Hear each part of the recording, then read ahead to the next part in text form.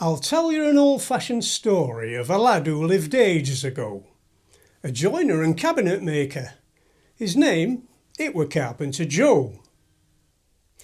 It were happened 9 months before Christmas, and Joe had just had some bad news. He'd heard that his girlfriend were pregnant, and he was somewhat bemused. He thought, blow me down wi' a feather.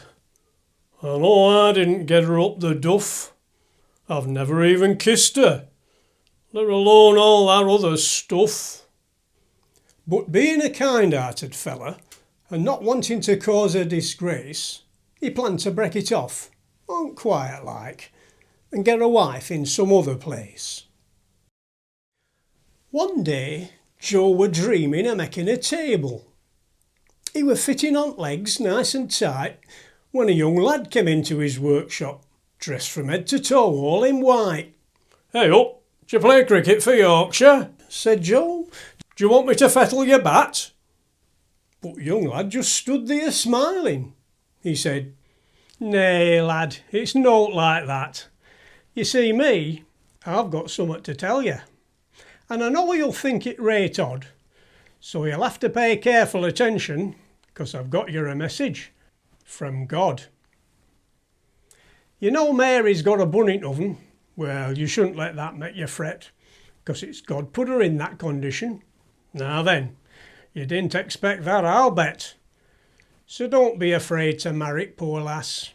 Well, you've already bought your top hat, and when baby's born, call him Jesus." Then he disappeared. Just like that. So Carpenter Joe and young Mary got wed on very next day, and thankfully nobody noticed she were already in family way. When Mary were just about due to give birth, Roman Emperor made a decree. He wanted to count all his subjects, for tax purposes, you see. So being in line of King David, Joe set off to Bethlehem, taking young Mary with him, because he didn't want to leave her just then. When they got there, they searched all over to find lodgings, somewhere to stay, but nobody had any room in their inn, and it were getting near end at day.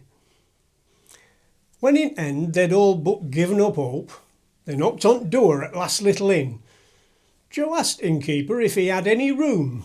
He said, "Loads of room. Come on in." Well, Mary and Joe were proper confused. They thought, that's not what happens next. But they followed innkeeper any road, even though they were right perplexed. He led 'em a long way down passage and finally opened back door. He walked across yard into t' stable. He stood there and pointed at floor. He said, "Beggars can't be choosers, then us. They'll have to make do somehow. There's bedding, central eating and refreshment, all courtesy of that there cow." Well, they made themselves nice and cosy while cow and a donkey looked on. Joe made up a bed on floor with some straw, and there Mary gave birth to a son. They laid him in a feeding trough and wrapped him up nice and warm, with animals watching and guarding, to make sure that he came to no harm. Not far away, out on hillside, some shepherds were watching their sheep, sitting round fire and counting 'em, and trying not to drop off to sleep.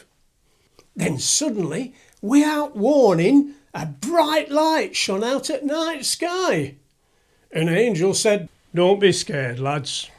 But somewhat young uns started to cry. He said, "Right, lads, I've got somewhat to tell you. You'll be pleased to hear it's good news. Peace on earth, goodwill, and great joy to all. Now there's an offer you won't want to refuse. Today, in town of King David, a Saviour's been born, Christ the Lord.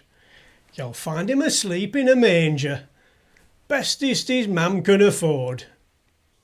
Then a great crowd of angels came and joined in, praising God and having a ball.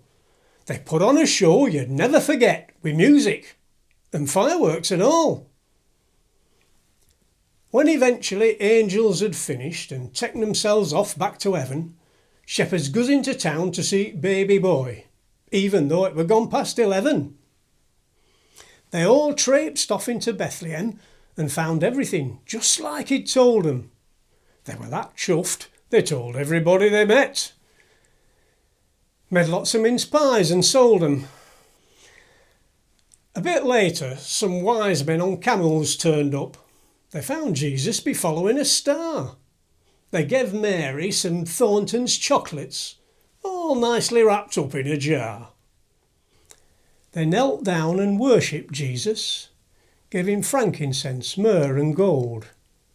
They knew that he was Son of God, 'cause his birth had been long foretold.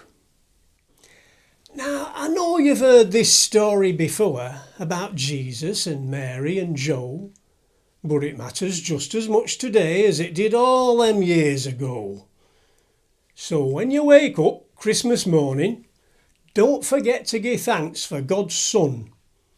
And just like Charlie Dickens once said, God bless us, everyone.